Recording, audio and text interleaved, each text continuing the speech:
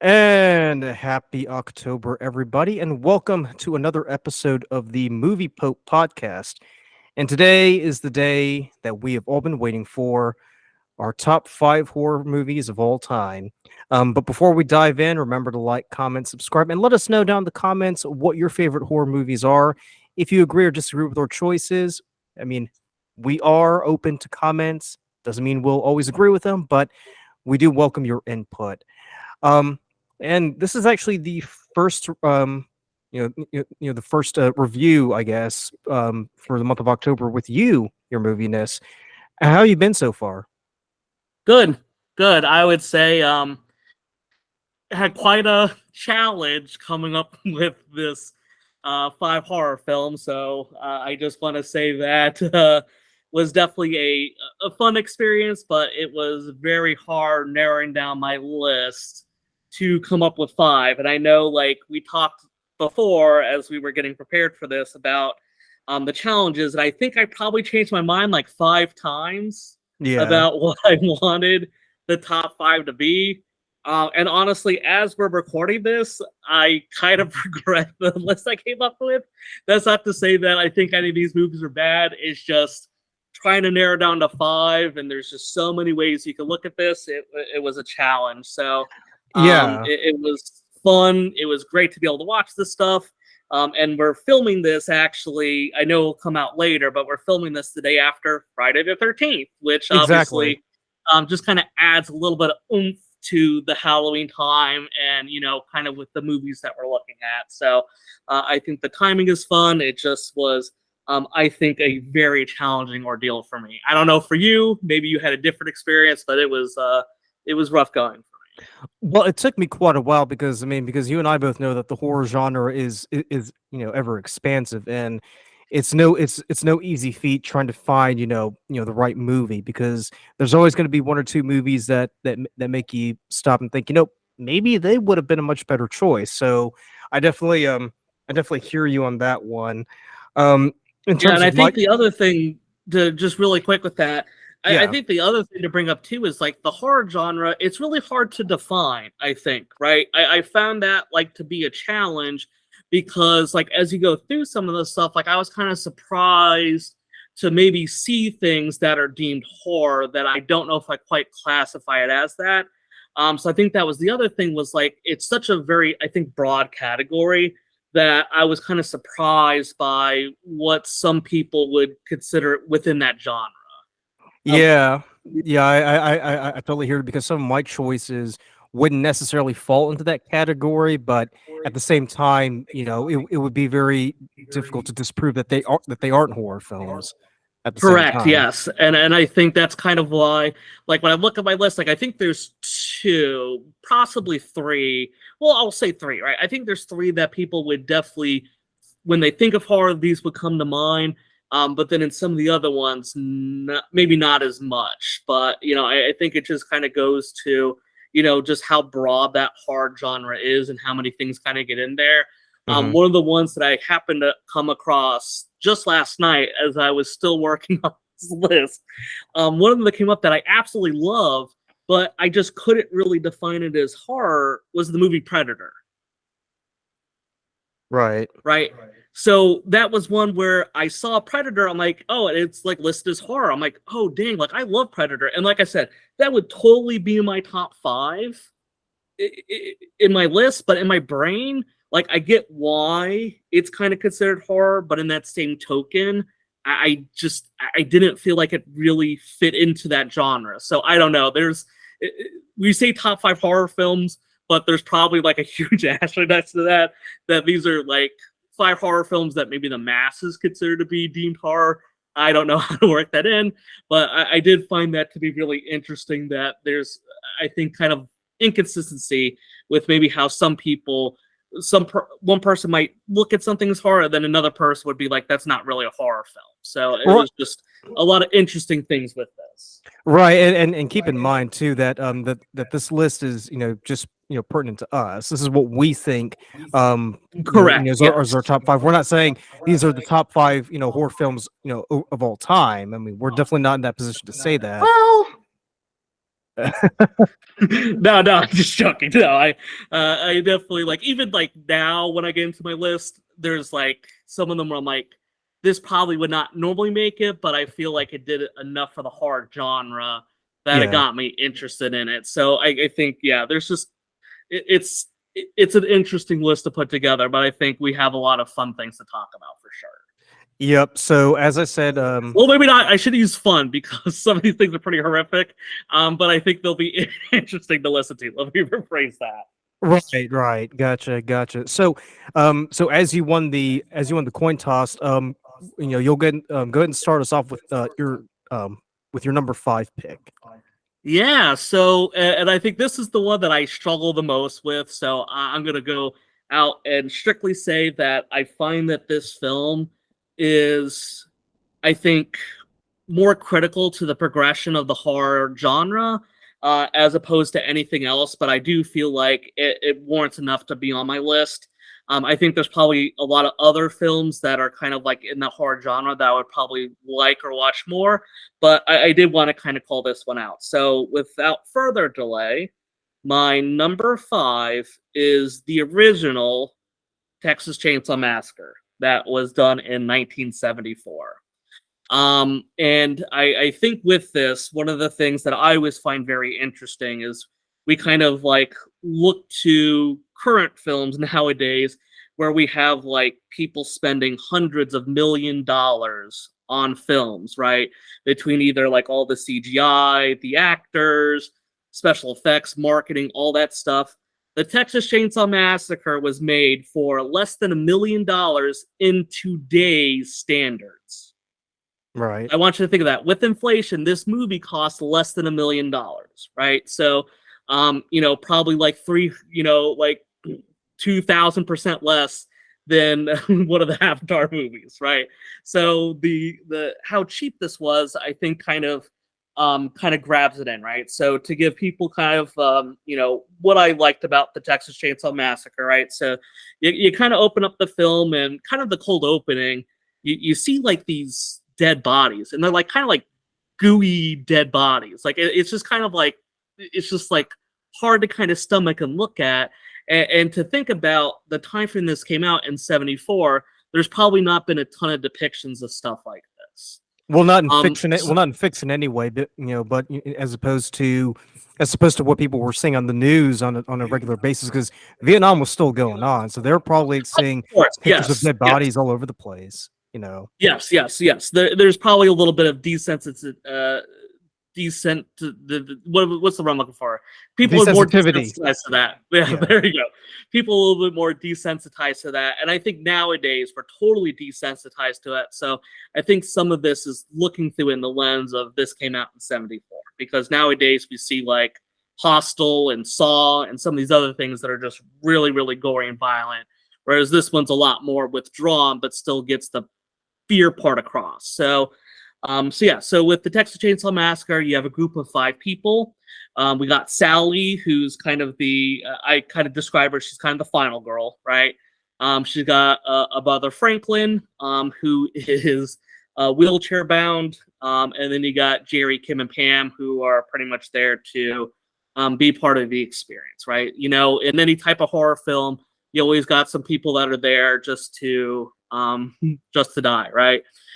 So I think the first thing that really stuck out to me is really at the beginning of the movie when they pick up this hitchhiker, right?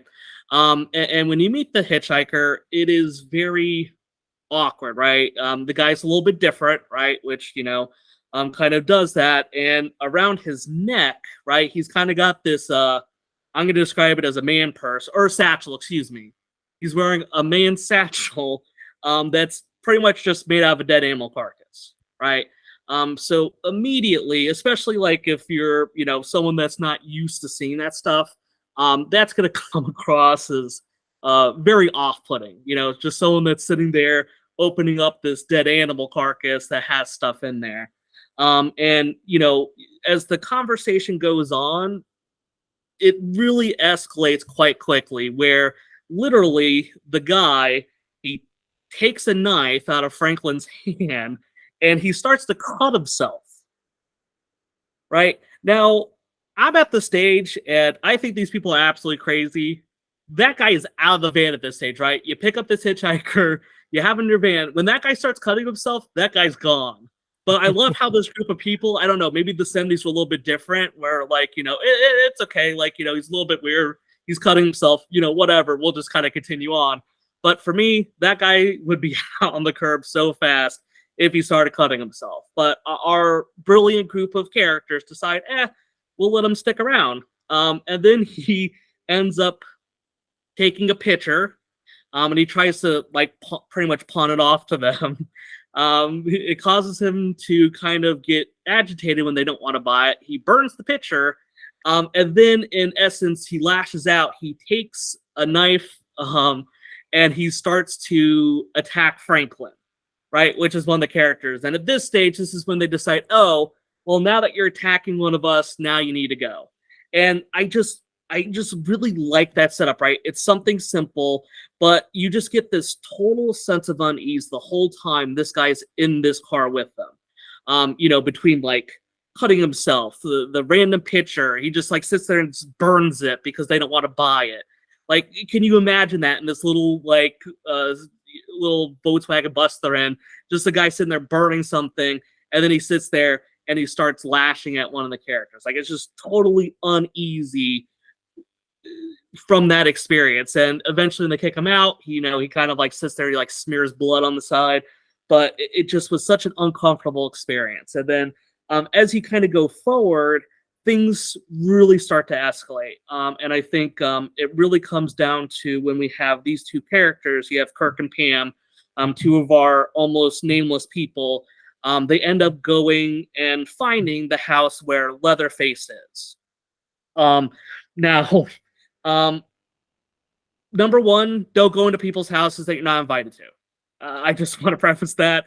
I guess once again, maybe this is a 70s thing, but these people just kind of just go into people's houses. And I'm like, you know what? Maybe Leatherface wasn't exactly a bad thing. Or like I said, he maybe would be looked a little bit differently nowadays, because if you just have someone come in your house and, you were worried about them attacking you or something, Leatherface might be able to get off if he had a trial nowadays. So that part was really weird. And I just love how when it all happens, it's all so sudden. And it just is something where it comes totally out of left field. Like that you're just walking through the house, all of a sudden you just see Leatherface pop up. Like I said, Leatherface's mask is kind of, it doesn't age very well, right? It's kind of goofy looking in this. I think in future iterations, they do obviously a much better job with it, because the whole idea is that he's wearing somebody else's face, right? But I mean, it's kind of off-putting too, because Oh, of of the way that course. it looks. I mean, Yes. obviously, it makes no sense for it to be like him literally wearing someone else's face. Is basically like a parody or a pastiche of wearing another person's face. Yes, correct. Yes, I think there are ways to look at this. I know, kind of like in some of the newer versions, like literally we see the process of him like taking off someone's face and literally wearing it. So there is a lot that goes with it. But yes, it does add to that. And like I said, the guy is just so big that depicts Leatherface. He just goes up with this hammer and he just smacks Kirk right in the face. And like he's just out like that. And you like don't really see, it's not super gory. There definitely is blood, but like he's totally out of it. And you just kind of see Kirk, and you just see him kind of like shaking on the ground, right? And then you see Leatherface, who just goes once again, and he just sits there, smacks him in the head again, right? And you just see him take him off. And that to me was just like, it's all just so abrupt. It's not drawn out. It's not like some long-winded thing. You don't hear him screaming. It's just like a quick knock in the face and then a second one to finish the job. A super quick death. So when this happens, right, you have Pam that's also outside. So she goes into the house when Kirk is not responding, and you start to see a little bit of the house. And I think the house plays a really good setting, and I almost consider it to be another character in this movie, because it does kind of help display everything that's going on. So you start to see some of the house, and you start to see like the bones of animal and of people that's like pretty much decorating this house. You got furniture, like, you know, I guess Ed Gein um was the interior decorator for this place, because you got all these bones and everything. And I just kind of laughed when I saw there's a chicken in a cage, right? So you see all these dead bones, all these things, all these weird furniture.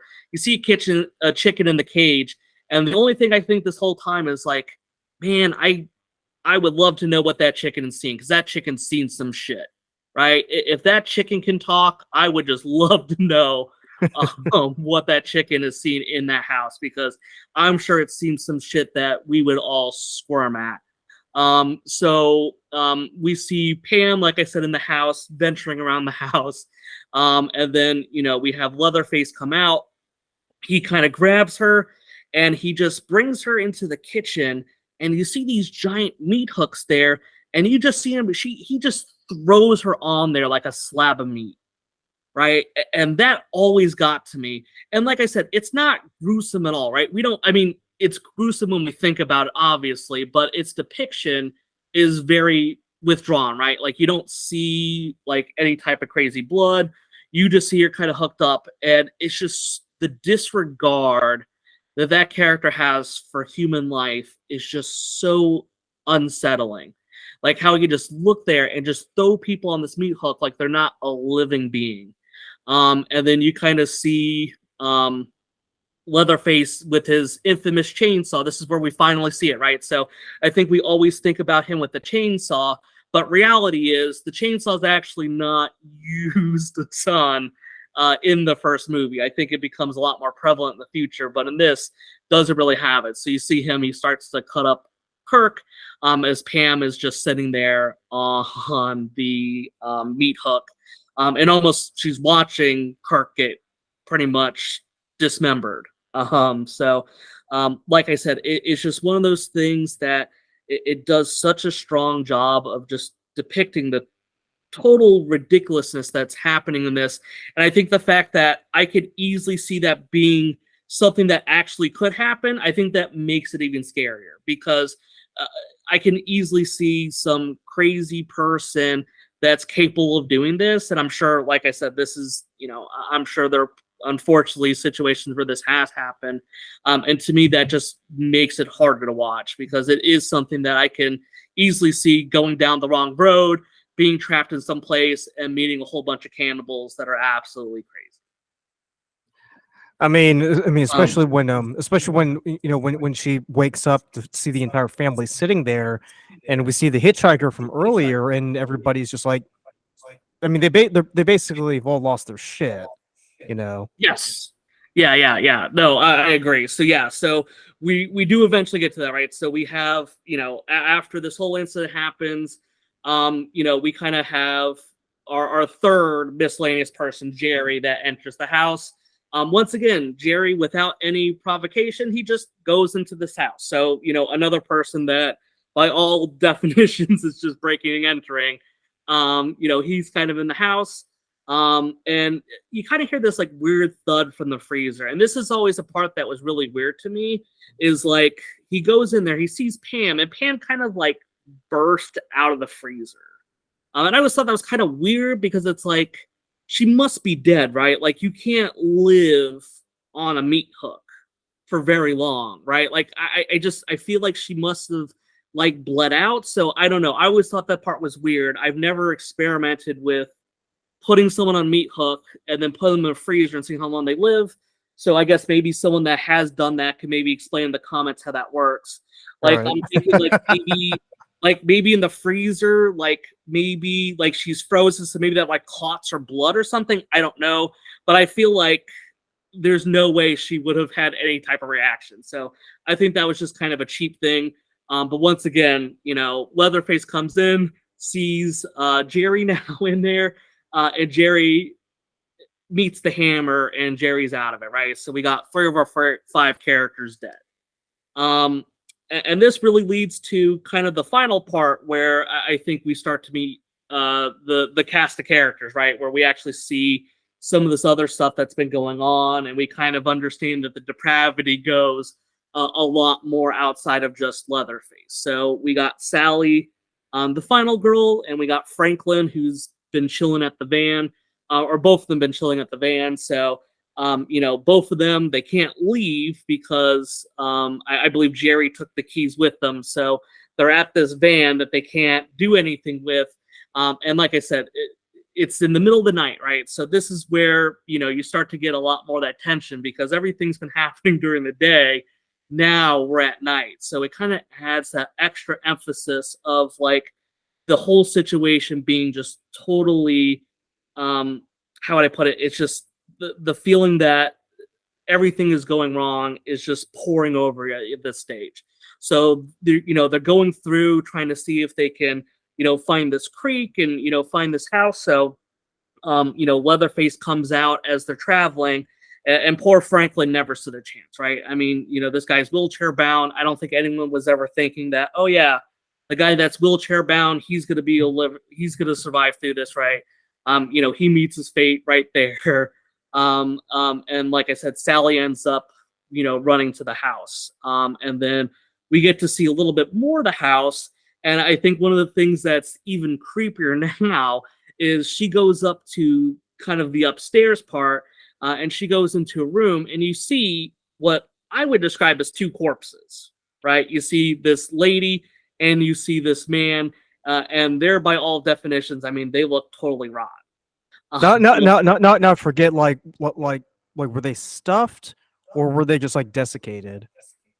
They were desiccated, and here's the thing, and I will tell you in a moment. I won't go into it yet, but these bodies are totally desiccated, so that's Okay. great call out, and that's what makes the next part even creepier to me, right? So I'll get to that in a moment, but that's a great call out, right? So she finds these two like very much desiccated bodies, and like I said, Leatherface is chasing after her, and I love how Sally is just like she sees the window, she just jumps out of it, right? And this is on the second floor. Like she's not jumping on the first floor, right? She's on the second floor. She just hucks it out the window, right? So I absolutely love that with Sally's character because I feel like so many times you see like characters when like the slash is coming out of them and they're always like trying to like, oh, this door is locked, or I don't want to like, they sit there and pause and be like, I don't know if I want to do this. Sally's like, hell the fuck no, right? I'm jumping out this window, and she just yeets it on out of here. So she jumps out the window, and unfortunately, she does, I think, kind of get a little bit injured. Leatherface ends up, grabbing her and takes her back into the house, where Sally gets to experience, Sally, I apologize. So Sally actually is able to escape initially, and then that's when she goes back to the gas station she was out earlier, where we find out that the gas station attendant is actually a part of this really weird family. Right. So Sally, we think that she's going to make it because she got to this place of safety, just to find out that, well, unfortunately, it's not really safe there for you, Sally. He pretty much kidnaps her and brings her back to the household, where we have the most uncomfortable dinner scene I've ever seen in a movie, where Sally is tied up in a chair. You get to meet the hitchhiker from earlier, the gas station attendant, who is also having dinner with them, Leatherface, and then, believe it or not, one of the bodies that was totally desiccated upstairs. That is, I'm guessing the patriarch of the family, the grandfather. He was still alive. And that part was like my jaw hit the ground. Because I'm like, I thought they were just going to wheel them out and they just kind of like bring the dead bodies to, the dinner table because, they're all family or something, right? That's what I'm expecting. And then, you kind of see Sally gets cut on her finger, and then you see they bring her finger, the cut finger, over to the grandfather's face, and he just starts sucking on her finger and sucking her blood. I'm like, holy shit. Like, I don't like, are they like, how could he be alive? Like, is this some type of like weird voodoo magic? Like, I have no idea what's going on. Yeah, that scene, that was the one scene in the movie that I found really, really disturbing. It wasn't Leatherface knocking all these people out and killing them. I mean, it wasn't even the crazy hitchhiker. It was that scene. I was like, Oh yes. This is too messed up. Yeah, this is where, like I said, it's been a very, like, it just keeps upping the ante, where it's just like, okay, once I feel like I see Leatherface cutting people up, I feel like that's the end. And then it just kind of fools you, and then it's like, nope, it's gonna get even weirder. So then you have her at this dinner table. I like how Leatherface has like makeup on now, so he has like blush on and everything. And I'm like, okay, Oh, yeah. this just makes it even that much weirder because you got this giant guy that's wearing makeup here. And like I said, they kind of bring Sally over and they're trying to have the grandfather kill Sally. And I have to admit, I kind of laughed at this stage. Like, it kind of breaks some of the tension just because of how absurd it is.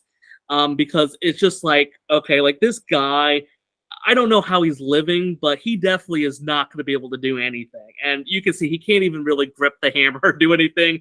He's pretty much totally out of it. So I have to admit, there is a part that's just like so utterly absurd that it just kind of breaks everything for me. But like I said, this is the moment where Sally is able to escape as she's untied to have the grandfather, supposedly try to kill her, which fails. She's able to escape. She makes it to like a truck and she drives away with Leatherface in chase. And that's how the movie wraps up. And, I think overall for me, I think it's just, there's just so much like kind of disturbing imagery in it that I think really kind of gets to you. You start to see like just how nonchalant everything is. I think the absolute callousness of Leatherface also really does it for me because it's just like he does these things and there's just no sense of care in the world for what's going on. Like, this is just a Tuesday for him. He's like, well, there's some people in here. Let me just smack them around. And like I said, now, I kind of look at that like, oh, cool. We got dinner for a few weeks or months, or I don't know. I'm not a cannibal. I don't know how long it takes to eat a bunch of people. But I'm sure they have food for a while. Right. And as he pointed out, like that dinner scene was just like, oh man, like just going through your head all the terrible things that they're probably going to do to poor Sally. You're just thinking about like, oh man, like they're there, like she's tied up, she's got no chance. They're gonna like, start, cutting pieces off of her or something. Like, it's just, your mind is just filled with all these terrible thoughts because you see how depraved this family is. And I think that sense of hopelessness is just like, so like you just kind of start to like kind of squirm away. But like I said, it was just such a really well done thing. And as she escapes, like you really breathe that sigh of relief that she made it. But I think for this movie, right, it just did so much, right? This is kind of like before, all those slasher films that start to come up, right? I think Halloween's probably the next one. It comes out in 78. And then obviously, you have Friday the 13th, you have Freddy later on. But I think the Texas Chainsaw Massacre really kind of helps set that up. And like I said, while it's definitely not my favorite film, I would be lying if I didn't see its impact that it had on the genre. And it's certainly, even nowadays, almost 50 years later, still gives that sense of unease that I would like to see in horror films. And like I said, it doesn't rely on jump scares to do that. It's just the building of atmosphere is just makes you feel so heavy with everything going on. Well, not to mention too the fact that I mean, I don't think before horror films ever delved into cannibalism the way that the Texas Chainsaw Massacre did. So this kind of like set the stage for for sort of this crazed cannibal family motif to kind of make its way into modern filmmaking. Absolutely right. It was new to the palette, and I think the new to the movie palette. And I realize it's probably not a good idea to use palette when we're talking about cannibals, but you know what I mean.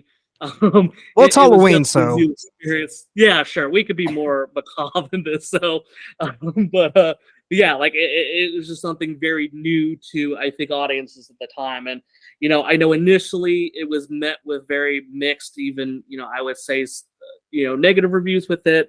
Now, and I would say, like some of the movies on my list, I think a lot of people come around to this being, like I said, not like an impeccable movie, not a perfect movie, but definitely a movie that brought a lot to the genre.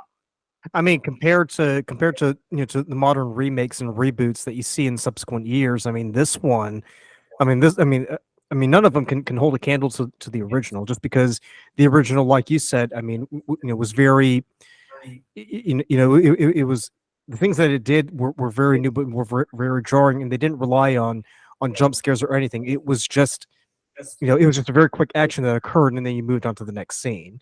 It didn't Yeah, kind of. yeah, it was very matter of fact. I think that's why I look at it. It was very matter of fact. Like they were just sitting there doing it. Nowadays, like, we just stress on it. It's like, oh, cool, we're gonna watch someone getting their, leg chainsawed off, or like I said, we're just gonna watch someone like get pierced with the meat hook, and you're gonna see the meat hook come out of it, and they're trying to get out of it. Like it just, like, I think they increase kind of the goriness and just kind of the savagery of it. But I think sometimes just it being very simple, I think could have just as strong of an impact. Gotcha. So that's number 5 for you, Yes. Texas Chainsaw Massacre. All right. So for me, the my number 5 choice is going to be Nosferatu the Vampire. And that's the one that was directed by Werner Herzog, and that was released in 1979. Now I'm gonna try to keep mine a bit more concise in my approach. But what I really liked about this movie was the fact that was one, you had Klaus Kinski, who was a very, I mean, what's the right word? A very temperamental actor, to say the least. He'd been in other Herzog movies like Aguirre, The Wrath of God, Fitzcarraldo, all those great movies. But his performance in Nosferatu the Vampire is just, it was very haunting. It was one of those movies that I've only seen once, but it's just stuck with me the entire time. Now, for those of you who aren't aware of Nosferatu, this one's basically a remake of the silent horror film that was made, I think, like in the 1920s. I know it was after World War One. That was the one starring Max Schreck, and even then, that was an unauthorized film adaptation of Dracula by Bram Stoker. Um, what I really, I mean, for me, I like to approach this more from a technical standpoint. The way that Klaus Kinski was made up to look like Nosferatu was just, it was just downright demonic, to say the least. His approach to the character, I mean, he already had a reputation for playing very very dark and obsessive characters. So playing Nosferatu was pretty much a walk in the park for him. Now, for anybody who's familiar with the Dracula story, obviously it starts off with Dracula, wanting to come to England, or in Nosferatu's case, Germany. And what basically happens is he meets up with an estate agent who will be trapped in his castle, and then he goes over to England or Germany, meets with, he integrates himself into modern society, seduces his estate agent's fiance, tries to have his way with her, but then the heroes show up and dispatch the vampire, and everybody's safe. Not in this case,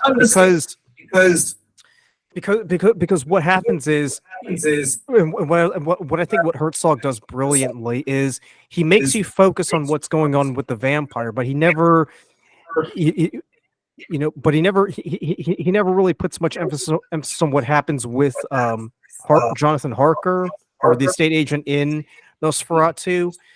And yeah, I mean, the vampire does get killed in the end. But then what happens to the estate agent is he becomes the next vampire.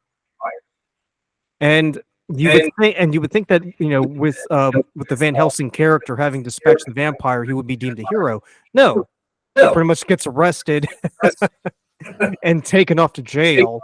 And then Harker, as the new vampire, he goes off to continue his, I guess, quote unquote, master's legacy.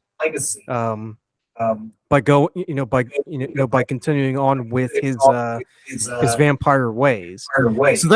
So for me that twist, the twist before M. Night Shyamalan took it and butchered it to death. I thought that was brilliant. Not to mention the fact that there were two versions of this movie that were made in '79. There was a German version and an English version. So obviously the English version was used for international markets, and then the German version was used for at the time the West German market. But I think this is one of Herzog's best films in my opinion, and I think the performance is just spot on. I think the twist at the end, it definitely departed from the Bram Stoker source quite significantly, but but it remained faithful to the general structure of it while trying to make it its own. So for me, number 5 is going to be Nosferatu the Vampire. I like it. Now, I will say, unfortunately, one of those, I know a ton of different versions. I think the original one was 1922. I did look that up beforehand. Yeah. 1922 is when it came out. But yeah, like a lot of versions of that. And I will say definitely one of those movies that I've kind of seen a little bit in passing, but maybe something I need to go back and check out, because I do like the way you described it. It definitely sounds like something very intriguing to get behind. So, well, I mean, keep in mind, because with a lot of vampire films, especially with Dracula adaptations, it's very, very easy to kind of jump the shark, so to speak. The big one that comes to mind is I think it's Dracula 2000, where we find out that he's Judas Iscariot who's been cursed with vampirism. I thought that's a little too much right there. Even Francis Ford Coppola's version of Dracula, I found there were parts of it that were a bit over the top, but with Herzog's version, I think what he did was he took a story that was well known to audiences, for close to 100 years, and while he retained the structures that were recognizable, he made it his own. So I think that's what it's one of those vampire movies that stands out to me, because it's familiar enough, but at the same time, it's unique enough. Does that make sense? Yes, definitely. I think my favorite vampire movie, Blade. Oh yeah.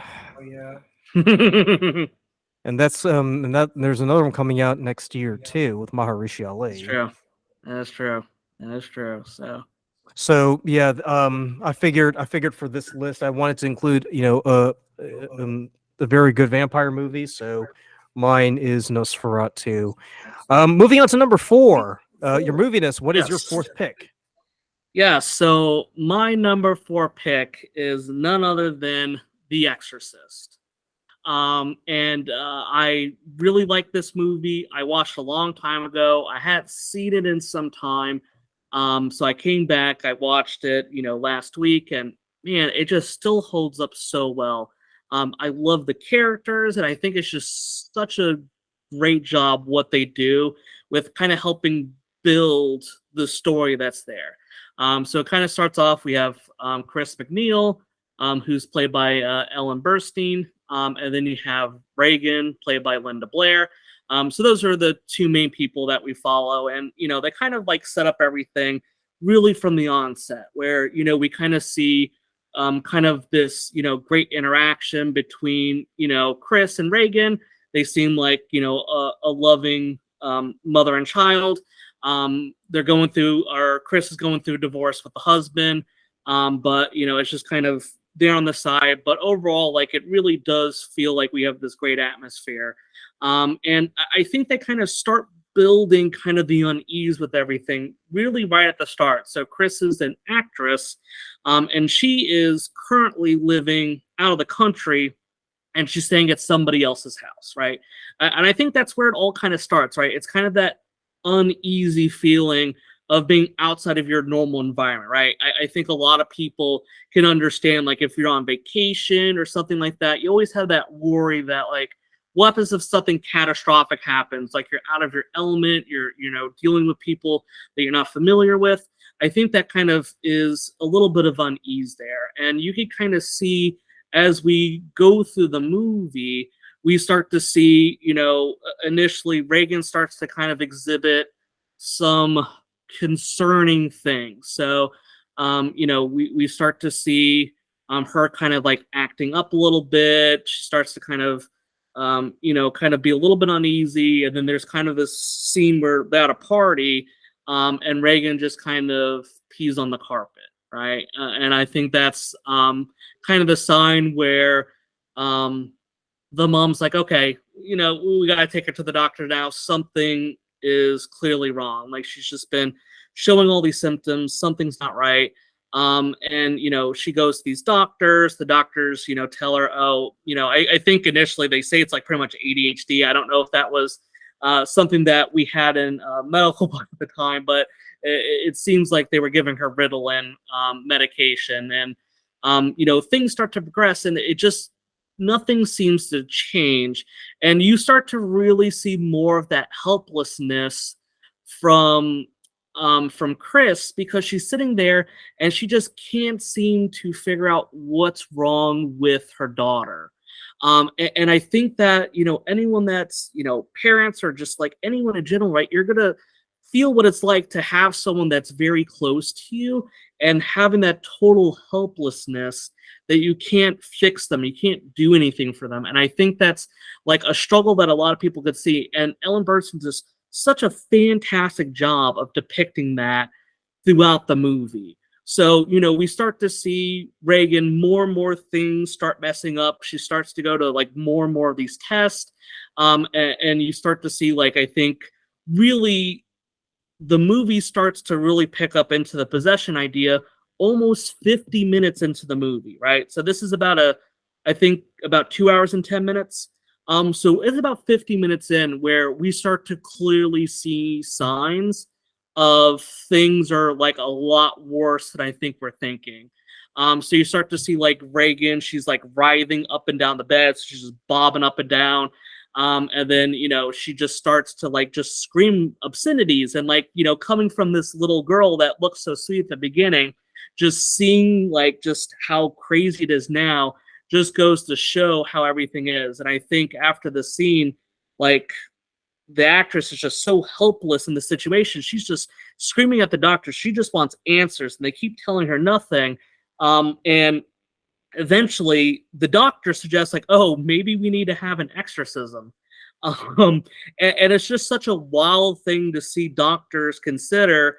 And then this is where, we kind of start to interact more with Father Karras. So, we've seen Father Karras kind of sprinkled throughout the movie. So we know he has a mom.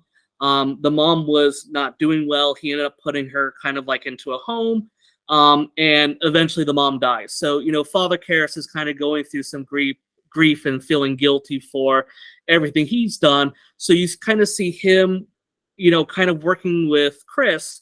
And Father Karras actually pretty much flat out tells her, like, no, we shouldn't be doing an exorcist. That's crazy. And I really like that part, because it's like, Chris is like going through everything and she feels like she's so alone. She can't find any answers. And even the priest is telling her, like, no, like, this doesn't really work. Like, we know nowadays there's a lot of this stuff that people thought were, really, exorcisms, but really these people had, mental disorders and everything like that. So it takes like a lot of prodding. And then, as you start to see like the exorcism happen, like Reagan, she just looks so bad now. Like, she's got like green contact lenses in. We kind of get like the infamous crucifix scene where she's stabbing herself with it. The head spin, like all this stuff is happening. And, this is where, we kind of get to the climax of the movie where we have a Father Merrin come in. And you see kind of Karras and Merrin, trying to help, save Reagan's soul and exorcise the demon that's in her. Father Merrin ends up being killed.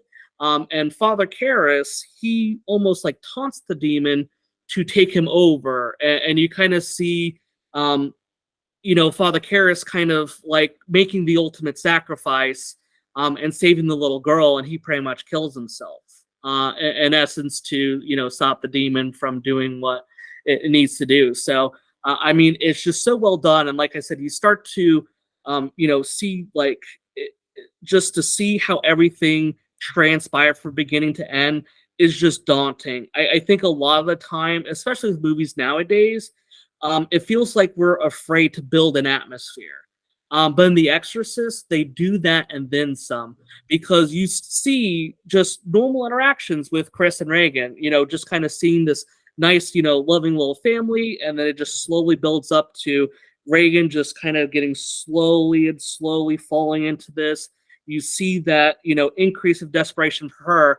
And, poor Father Karras is in here dealing with his own guilt. And, I think some of that plays a factor into his choice to do what he did, was in essence to, spare her. And I just think it's a movie that does it so well, where it's not afraid to take the time to build things up, because I think it makes the moments at the end where we do the exorcism, and we see Reagan spared. We know, unfortunately, in sequels, and it might not be the case, but I think if you're watching that movie for the first time, and that's the only thing you're seeing of the Exorcist franchise, you get that sense of relief at the end. But the whole thing from beginning to the end is just so daunting.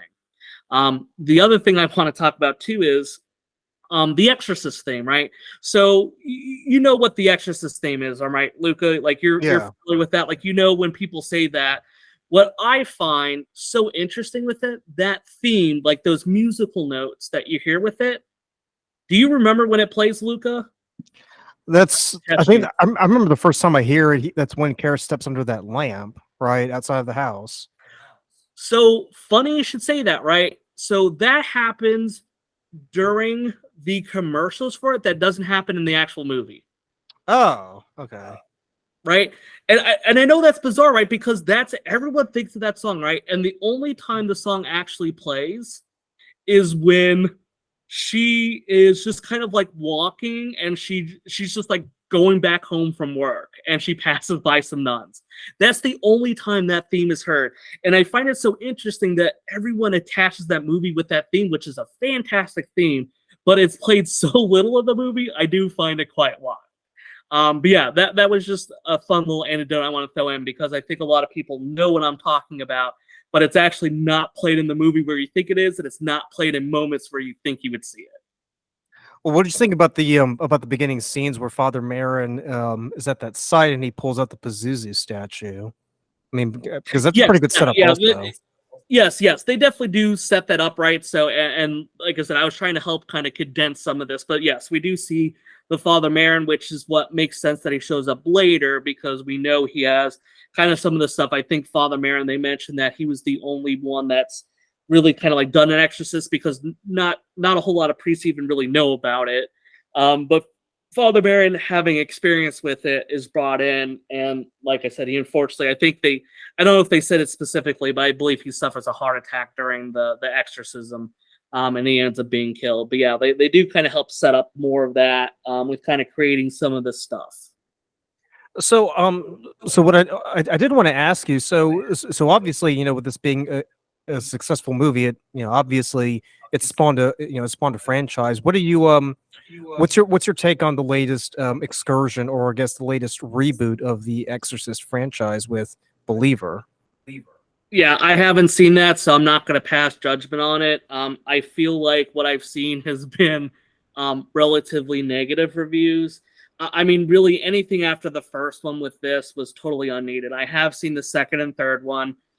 They were both extremely lackluster. I think it's a great example of why some of these movies should never be touched. And honestly, as I look through my list, all my movies have sequels to them.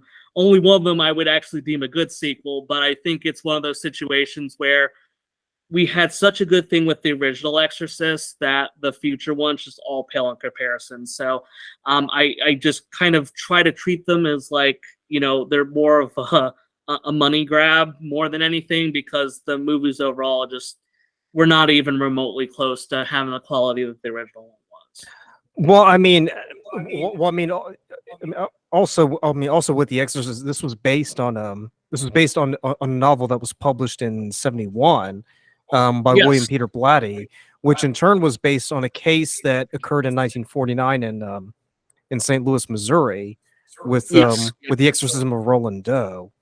So Yes. so there's so many different layers to that movie. It's just mind-boggling when you think about it. To think that this was based on a, on an event that occurred, several years prior. That's now being, translated into film.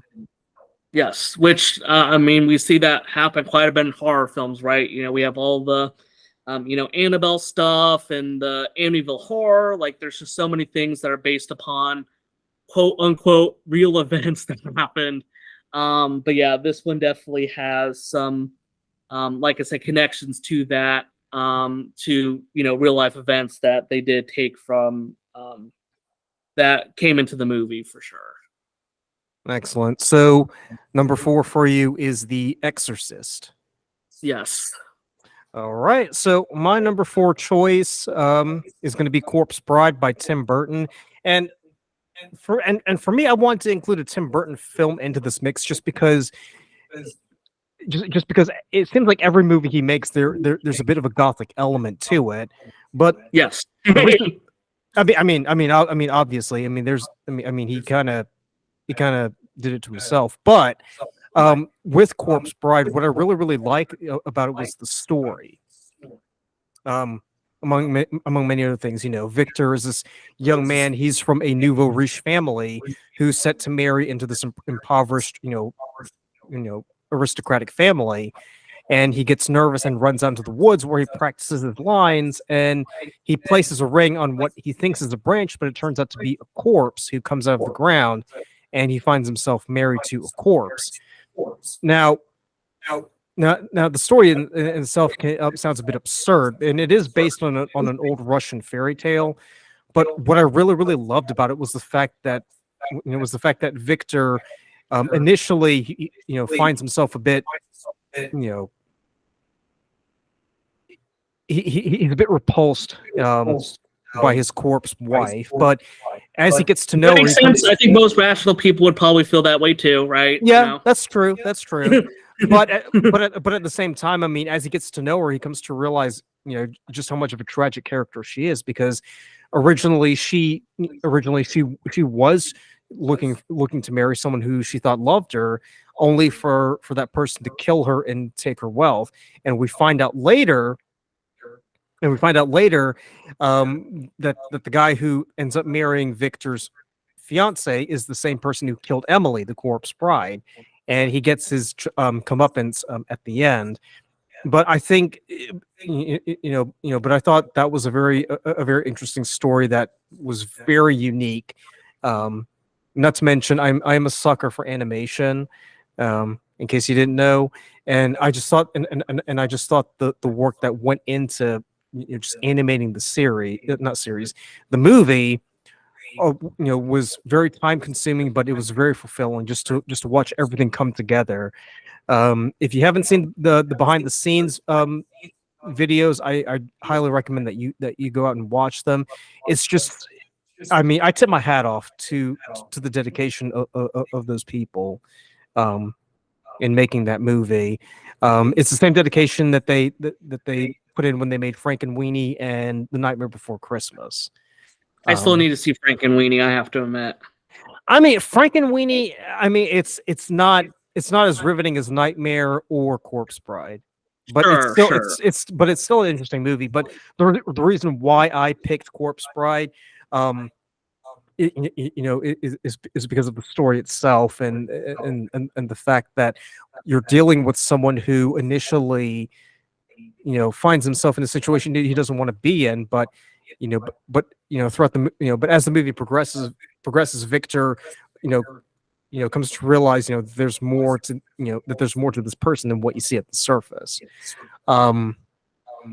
Not to mention too, I am a sucker for Danny Elfman, so any score by Danny Elfman, any music by him, I'm automatically going to enjoy it.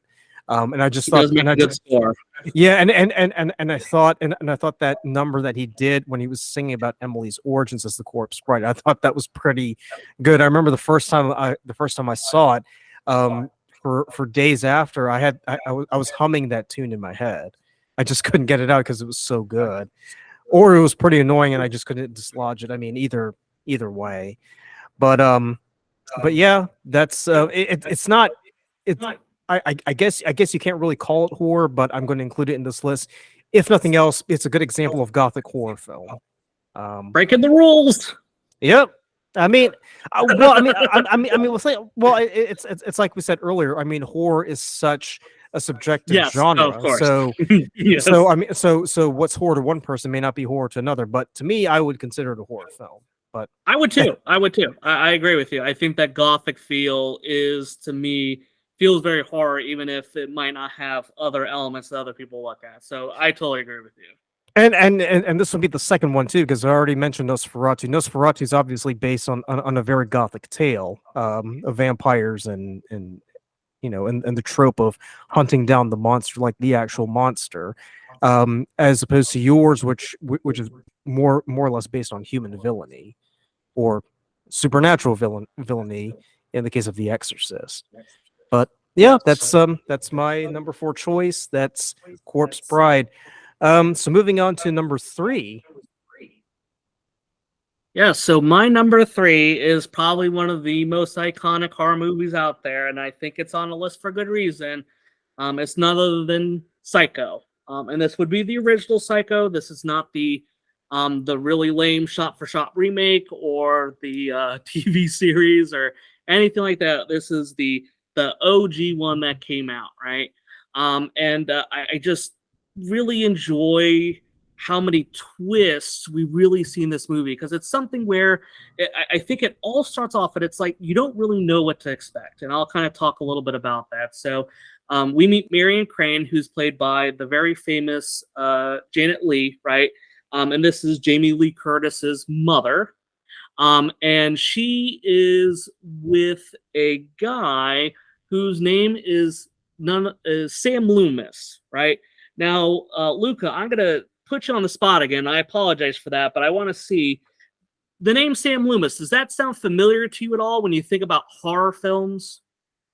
I believe he was a certain psychiatrist who worked with the patient who had a predilection for wielding knives and wearing white masks, right? Okay, yeah, no, so you're good. And just an FYI, so I definitely just asked Luca that on the spot, so he did that all on his own. So good, Luca, awesome response. That was not rehearsed, by the Yes, way. So yes, it was not. No, it was not. It was totally spot. It was totally on the spot request. So yes, so Sam Loomis, which I found very interesting, right? So the character from Psycho, Sam Loomis, does become a critical, is obviously a very critical character in the Halloween franchise that comes up, which stars none other than Jamie Lee Curtis. So I did find that to be kind of interesting. So you got the mom is with a character named Sam Loomis, and then they reuse that idea in Halloween, where now we have the Sam Loomis character, and it's with the real life actress Jamie Lee Curtis. So I thought that was a nice little thing. But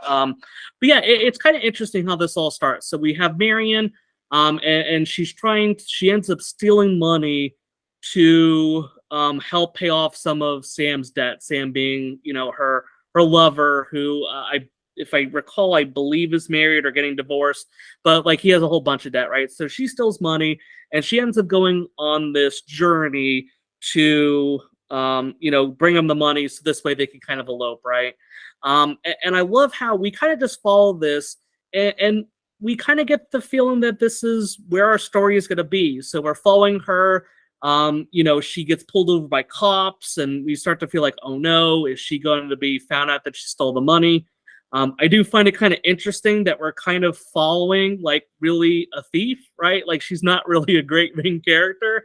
She's kind of doing all this for selfish reasons. So I always find that kind of interesting that, a lot of the times we typically follow, the good guy or something like that. But I would hardly consider her to be a great character, but there's probably reasons for that. So she's, taking this money to go elope with somebody, and she eventually gets to the Bates Motel, right? And this is where we meet actually who's pretty much the main character, right? Which is Norman Bates. And I just absolutely love the way that Norman Bates is portrayed in this.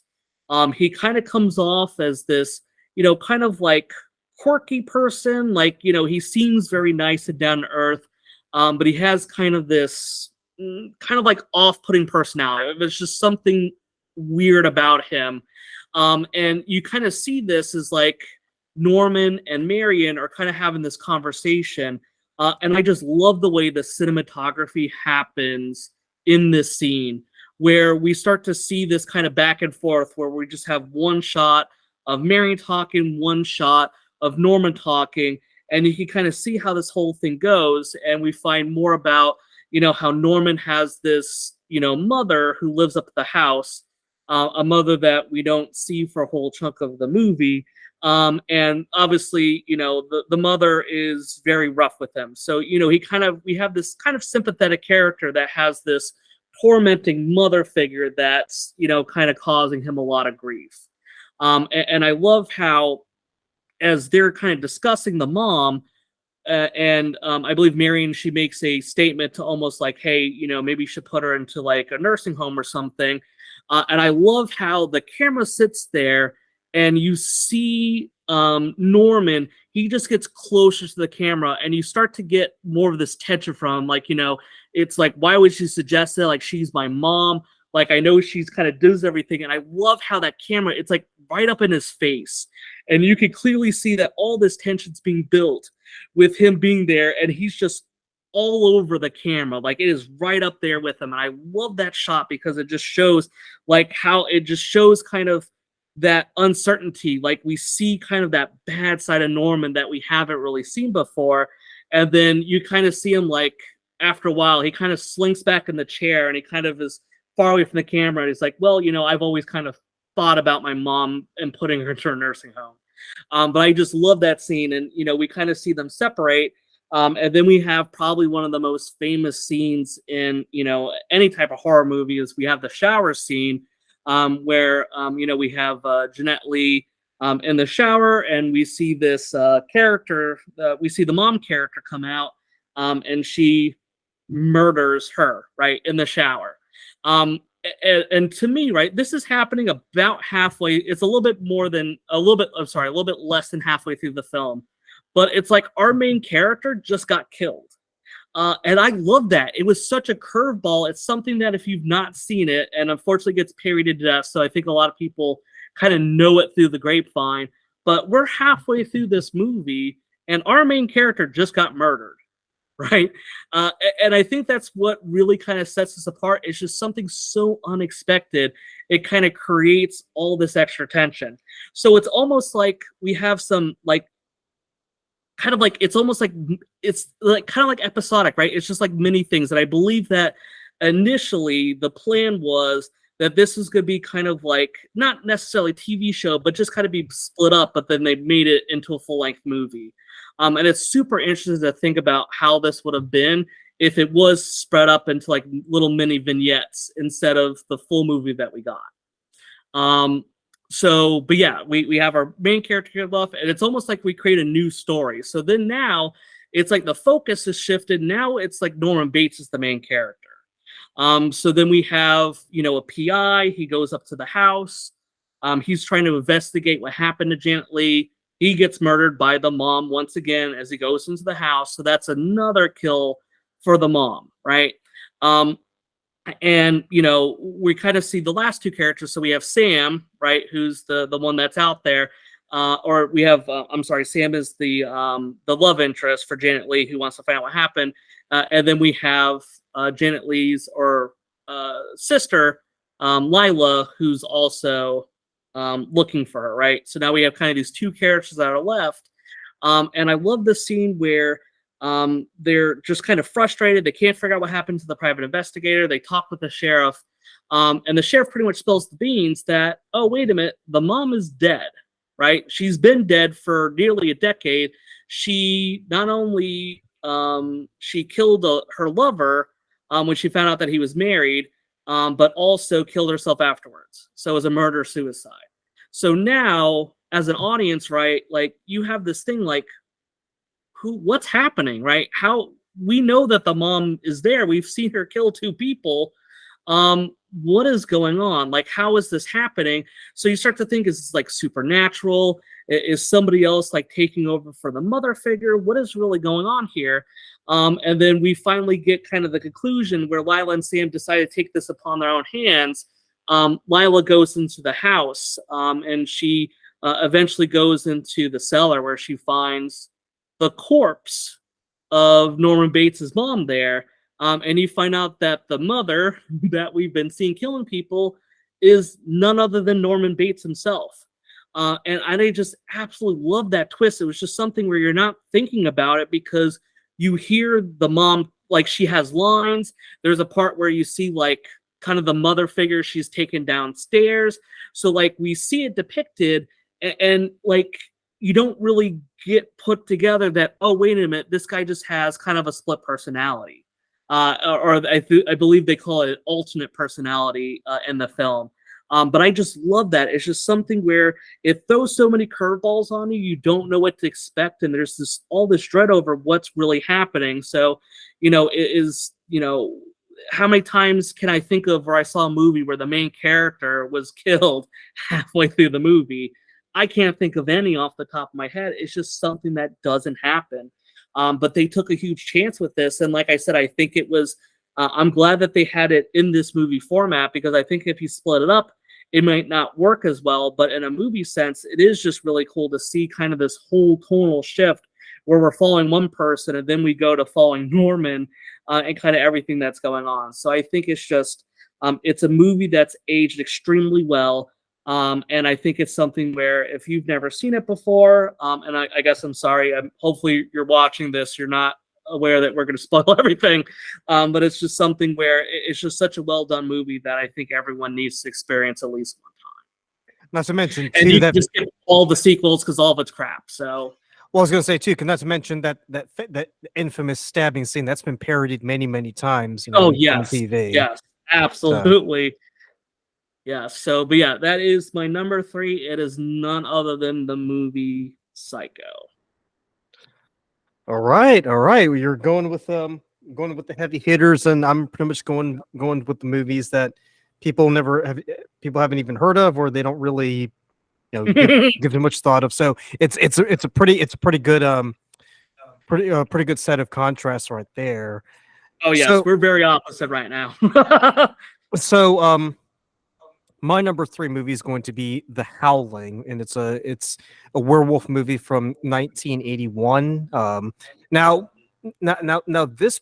when it came to my number 3 choice, I knew I wanted to have a werewolf movie, and there were a lot of good choices, but I decided to go with The Howling just because of the fact that it's both disturbing, but it's also campy at the same time. Now when it released in when it released in 81, it did pretty decent in the box office. But what I really enjoyed was the fact that there's this one particular scene where the serial killer, I think his name's Eddie, he's transforming into a werewolf, and at that time, before the 2000s, they were pretty big on using on practical effects to get that right. That is one of my favorite transformation scenes in film. Oh yes, yeah, I mean, it is absolutely awesome. And I think, and if I remember correctly, I think that was done in a single shot too, which makes it all the more impressive from a technical standpoint. But in terms of the story, it couldn't be any more campier. I mean, basically, it's about a lady and her husband who go to a place called the Colony, where they meet with other like-minded individuals, but they don't realize that these people are actually werewolves. So basically, it's a resort for werewolves. There's really not. I mean, story-wise, there really isn't that much to it. It's just people doing what they normally do in the 80s, which is basically get high and have sex. But but the fact that you get to see all these people getting torn up and turned into werewolves and just basically ripped apart, it's disturbingly gratifying to watch somewhat. And I say this in the context of werewolf movies, because for me, for me, you can never have too much blood and guts in a good werewolf movie. And unlike my previous choices where I've always gone with either the second or third movie, The Howling did spawn a franchise, but they were pretty much crap compared to the first one. So my number 3 choice is The Howling. I know I should have a little bit more to say, but it's but it's that transformation scene. If you watch that transformation scene, that should pretty much explain why I think it's one of the best. Well, it's on my list anyway in terms of top 5. Yeah. So quick question for you. So yeah, something interesting. So there's another werewolf movie that came out in 1981. I know which one you're talking about. The reason why I didn't go with it, and there were so many reasons to go with the other one. I mean, believe me, I was just sitting there I just want to agonizing. say, so for people that are not following right now, so I'm talking about An American Werewolf in London, right? So that was the other werewolf movie that came out the same year, right? So these are both coming out at the same time, which I find very interesting. So Right. I mean, I'm sorry, let's continue. No, so you're fine. But I mean, but knowing me, I'm the kind of person who's going to go against the grain and kind of just go for something that's less and well, I don't want to say less appreciated, but that's not as I guess big in the public mainstream. consciousness. Yeah. I guess you could say that's like a hipster horror choice. But the reason why I ended up going with The Howling instead of An American Werewolf, I mean both of those transformation scenes. I mean, Yes. that I mean they just knocked them out of the park. The reason why I went with The Howling was because that one, it was just so disturbing. There was just something that was just. I mean, obviously the guy's turning into a werewolf, so he's not human, obviously. But it just takes that inhumanity to a whole nother level, because with An American Werewolf in London, yeah, he's turning into a werewolf, but there's still a sense of familiarity, because in the back of my mind when I'm watching, I'm thinking, oh, he's turning into a cute little, dog or little wolf man. He's just gonna run around and rip people apart, and that's cool. But with this one, it was just so. I mean, I almost can't just. I mean, there are no other words to describe it. It was just like next level demonic, really. I mean, especially with the eyes. Holy shit! Like, I just felt like something was like burrowing deep into my soul. That's what did it for me. So what's your number 2 choice now? Yeah. So really quick thing, right? I just want to have a special shout out since we're talking about werewolves. Love the movie Dog Soldiers. Would probably call it horror. Obviously, I wouldn't quite put it up there, but love that movie. So just quick little side note. But sticking with really good practical effects. So my number 2 movie was none other than The Thing. And I would say that my number 1 or 2 are probably I would have in my top 10 favorite movies, regardless of genre, all time. Right. So I absolutely love The Thing. I think that this is such a fantastic movie. And I like how there's just so much mystery around what's happening. Like just the lack of who to trust, I think just kind of creates this like such a horrific atmosphere, because it's like you don't even know who you can trust. Like the people you're looking at, you don't know if that's really your friend or something else. So to kind of get into that discussion, right? So we kind of had this like kind of weird cold opening, right, where we got these Norwegians and they're shooting at this dog, right? So first of all, like immediately that's, we're very pro dogs, right? So, no one wants to see like a bunch of people shooting at a poor little doggo. So immediately we're very anti-Norwegian in this film. So the dog ends up going to this American station in Antarctica, right?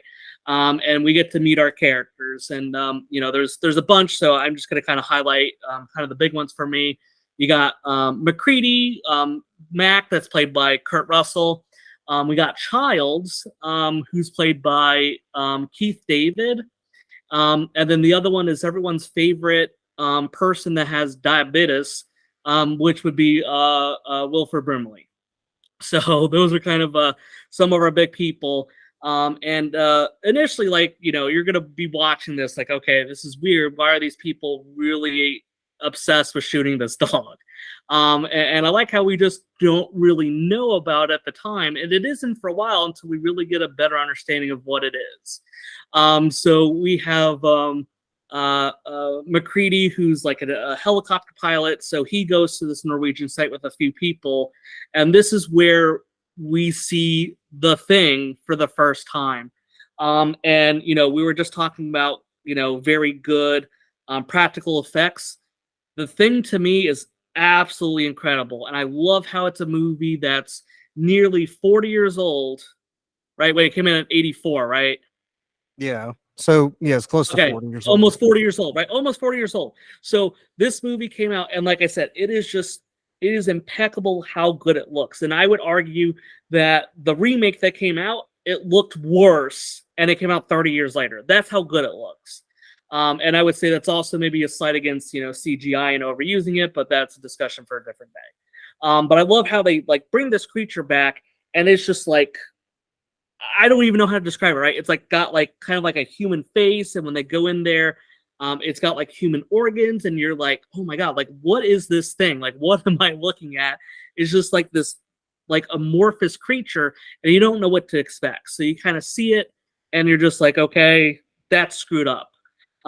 So um, things really start to pick up because they bring the dog, right? The dog that was being chased by the Norwegians is brought into the kennel, and all of a sudden, all the other dogs, they start to bark at this dog. And right, you're like, okay, what's going on? What's happening?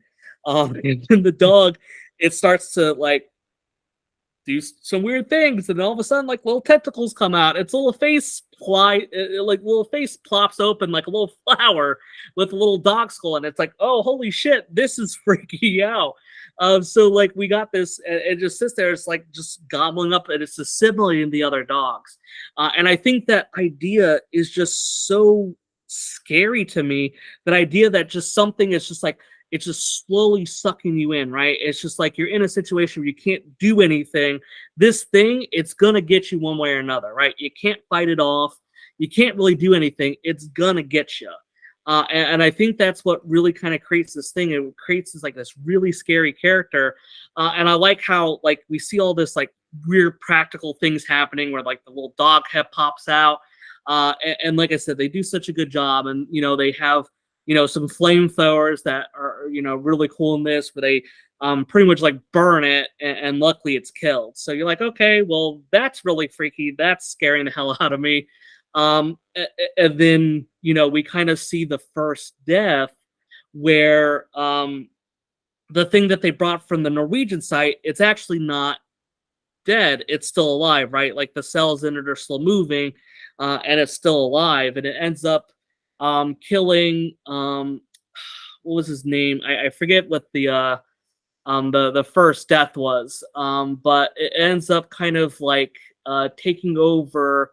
Oh, Bennings was the character, right? So he's taking over Bennings, and you kind of see this kind of like Bennings thing hybrid that comes out, and it's got like Bennings' face, but then the other half of it's like all kind of messed up, and it's like got like a normal hand, and it's got this weird alien hand, and it's just so incredibly unsettling to see that, because now you know that this creature that's going after you, it could assimilate human people. So now you don't know who to trust, because they're going to create this perfect copy. You don't know if that person you're talking to, is that your best friend for the past 5 years, or is that the thing in disguise? And I think that is just so unsettling. And you see that throughout the whole thing. It's just, you don't know who and what to trust. And they do that so well. Like you got the scene where, you got Blair, who starts to like destroy everything. So you don't know what's going on with him. Like, he knows that the alien can like hibernate and survive. So it's just like, okay, like we got to kill it because it's just going to go and affect more of humanity. Then you got like, the blood gets sabotaged as they want to check, people for blood. So all this stuff kind of slowly happens, and it kind of builds up to, you don't know what to trust. And then you start to see people start to be cutthroat. So, McCready gets kind of separated from the group, and then nobody trusts him. So it's like, okay, as McCready, did he actually get, assimilated, or did he not? And then I think we have a really fantastic scene where you have the character Norris, who is kind of like, it looks like he's having a heart attack. They bring him into a room, and you have this really famous scene where they're using the defibrillators, and you see them try to defibrillate him, and like the body opens up, right? The body opens up, and it clamps down this guy's arms and rips them off, right? And then you see like, the head starts to separate from the body, and then it's like, holy crap! So you got this like, body that just opens up and eats, somebody's arms, followed up by, the little head. It starts to squirm away, right? It like kind of disconnects from the body, grows like little weird, like almost like spider arms, and starts to run away, and then they end up burning it. And I just like really love the visuals in this. Are just so good. Like, yes, it's obviously, not real by any stretch of the definition, but it just looks so good, and it really depicts what this thing is doing, and what it's going through. So I think they do just such a good job of creating, number one, such a memorable monster. Like the idea of the thing is just so cool that it can assimilate and just perfectly replicate somebody. And I just love how they do that. So people kind of slowly get picked off. You see Blair, who clearly is assimilated at this stage, so he's been locked out in the shed. He got assimilated at some stage, and he was building like this little flying saucer, which I kind of laughed at because it's like, it looks like a very still stereotypical flying saucer, like the way you would think about it, which is like a little disc with like a little, kind of like little bulb in the middle. So very stereotypical of what you would envision an alien ship as. But you kind of have this like final scene where, they're like, okay, we got to kill this. We got to make sure that we're doing this, because if we don't do this, humanity's doomed. Right? That's pretty much what it comes down to. So they all make a commitment right there that, hey, we're pretty much going to sacrifice ourselves, but we need to do this for the survival of the world. And I always find that really cool, because it is just something where, these people all come together and realize that their lives are not their lives. They need to do this in order to pretty much save humanity, right? And I think that it's just, like I said, such a cool job that they're doing it, and that's what I really liked with how they're doing the movie. So you kind of have those scenes, and it builds up to pretty much Blair like assimilates Gary. And I always liked how the one character, Knowles, like just kind of disappeared from the movie. I never knew, like, he just kind of was there. I'm assuming that it was either cut because they didn't have time or the budget constraints. I don't really know. I probably should have looked at that before, but I always kind of like how Knowles just kind of like dies off screen, or something happens to him off screen. We don't even really see anything happen to him. So he's just kind of there. And McCready is really the last one surviving, and he ends up destroying the creature. And you kind of have this ending scene, which once again, totally fantastic scene where McCready's just sitting there, and he's drinking some Scotch whiskey, and Childs shows up. Childs has kind of been kind of AWOL for a while. And it's like, okay, is Childs real, or is he the thing? We don't know. And like I said, they're both just kind of sitting there, and I mean, the whole idea is that, well, it doesn't really matter, right? Because Childs also thinks McCready is still the thing, so like they both don't trust each other. And I love how the movie ends. It's totally ambiguous, and they just sit there and they're just drinking some Scotch whiskey, both of them not trusting each other. And it's just, I love it. It's just such a brilliant ending, where I think we always like to kind of get that happy ending, but in this, it's just like, no, like everyone is dead, right? We don't know if McCready is a thing. We don't know if Childs is a thing. We don't know what's going to happen there. And for the characters, they don't really care, right? Because either they're both going to die, or the thing is going to hibernate some more. Who knows, right? It's left totally ambiguous, and I just love that movie from beginning to end. The characters are great. I love the way that a lot of the effects work. I love all the tension they build with all the distrust from people to people. You don't know what's going on. You don't know who to trust. Like, there's even a point where they killed the one character, Clark, who handles the dogs, and Clark was a human being, right? So it's like, oh, cool. Our main guy, McCready, right? He killed a human being. Now, granted, he was planning to attack him, but it's just something where you see that level of distrust just builds up so high, where they're literally willing to kill each other because they don't know what to believe.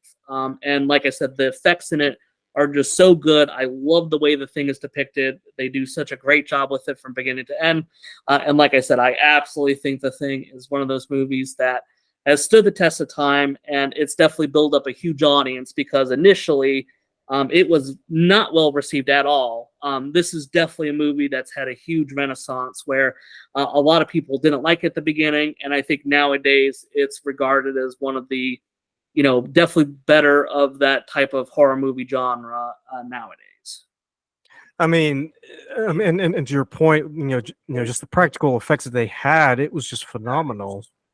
I mean, Yes. it was terrifying at the same time too, because it teaches us, with good story writing and with and with good direction, you can turn just about anything into a very scary prop, and you don't necessarily need to rely on thousands or even millions of dollars of effects if they don't get the desired effect that you're looking for.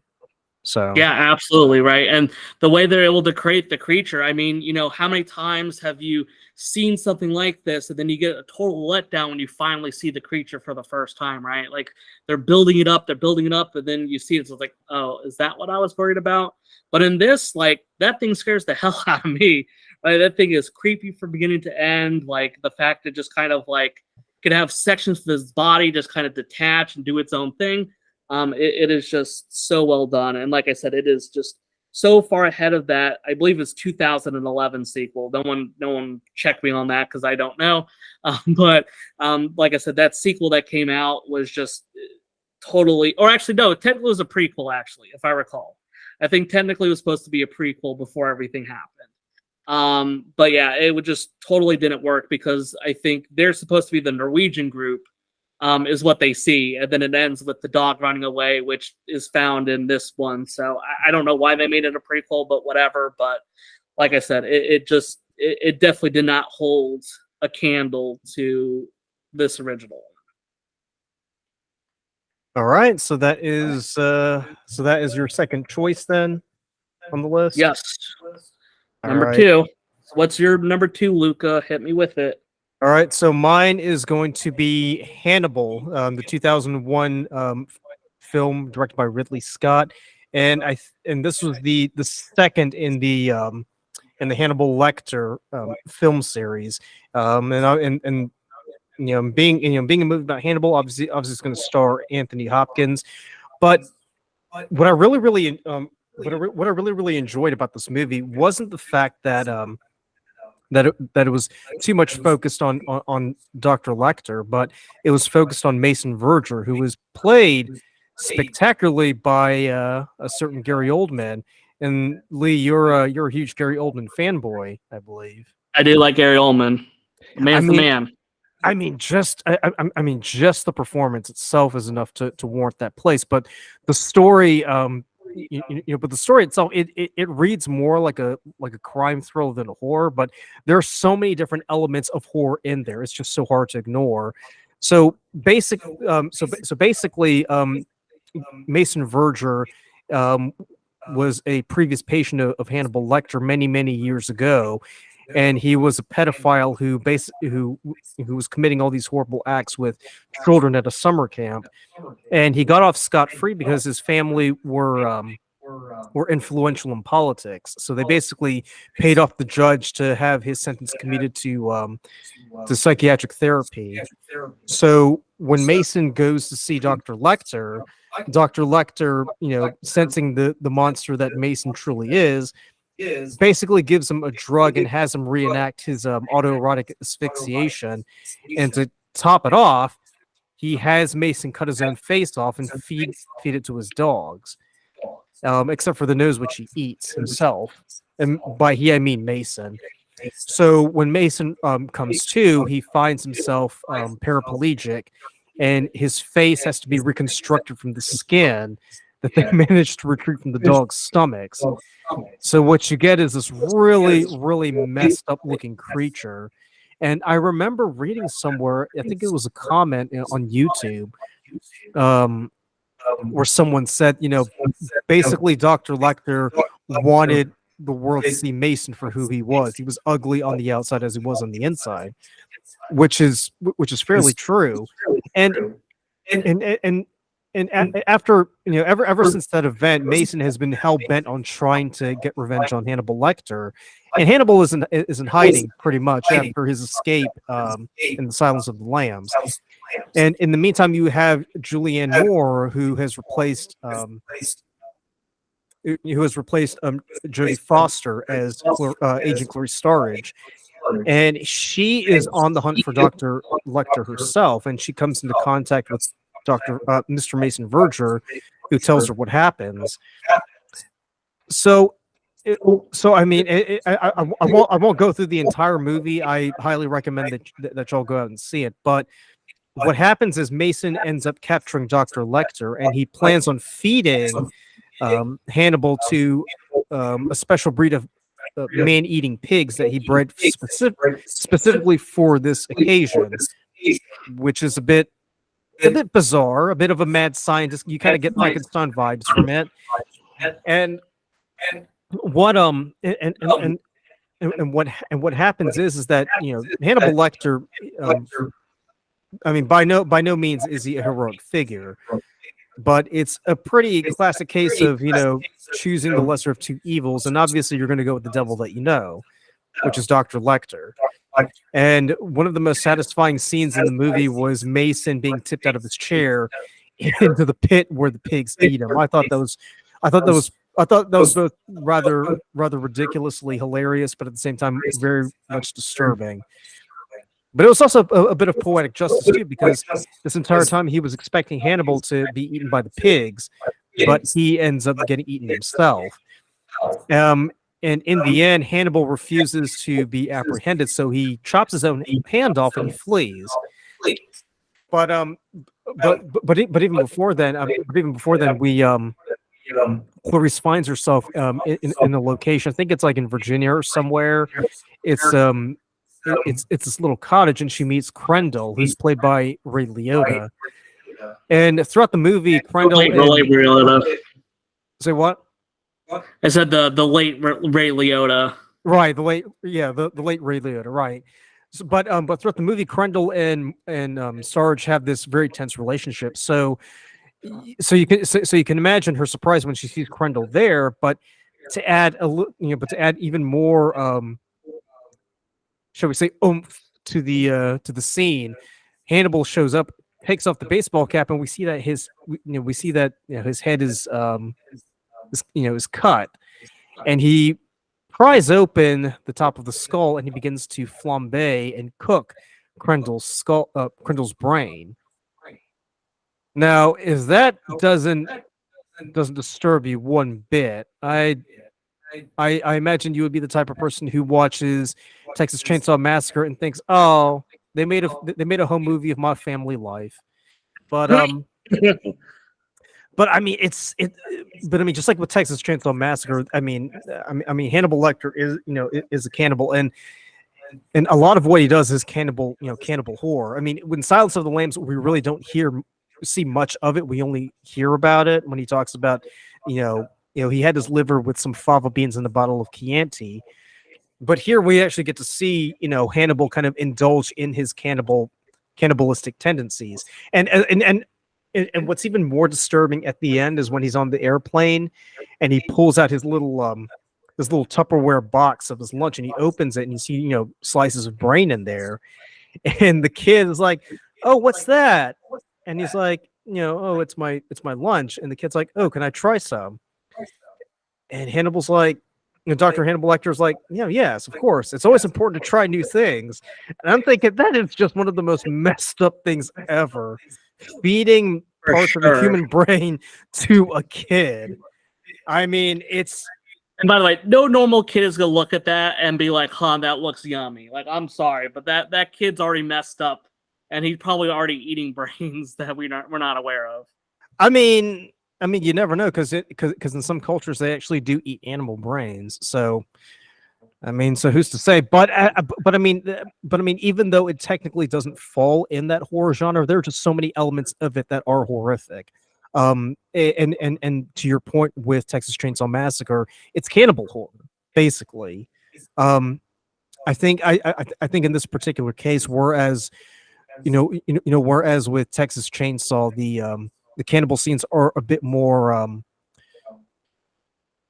they're not in a refined atmosphere because obviously it's set in Texas, whereas here Hannibal he tries to elevate the art of eating human body parts to a more first class level, So obviously he's going to have wine, he's going to have hollandaise sauce, he's going to have all these special ingredients while while he's taking apart someone's brain and frying in a pan in front of someone else.